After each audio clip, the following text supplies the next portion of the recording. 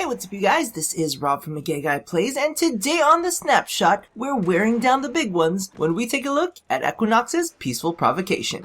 So you can pick up Peaceful Provocation for 25,000 standing from either the Arbiters of Hexus or New Loka. Okay, so I've had this build in my back pocket for a while now, however I've never really gotten a chance to show you. But the release of Peaceful Provocation just suited it so well that I couldn't help but jizz myself. The build focuses on turning Equinox into a close range specialist, whether it's with shotguns or melee. The damage debuff from Pacify, as well as the added benefit from the new augment, leaves enemies crippled, allowing you to safely get it in.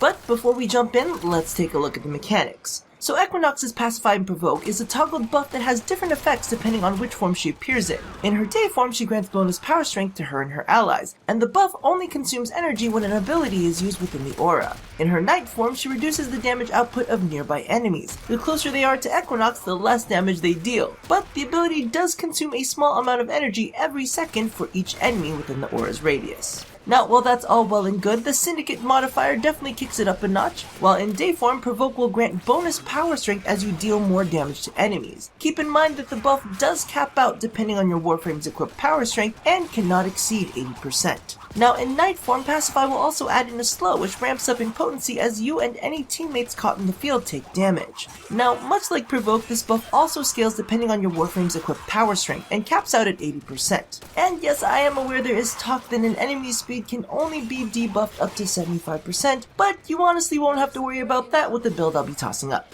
Now, as for the build, aside from the standard survivability and efficiency mods, we go pretty hard in on power strength and range. Due to the fact that Pacify and Provoke are actually a really odd version of toggled abilities that gauge power consumption based on outside factors and doesn't depend on duration to dictate how quickly or slowly power is drained, efficiency is the only thing that you really need to run.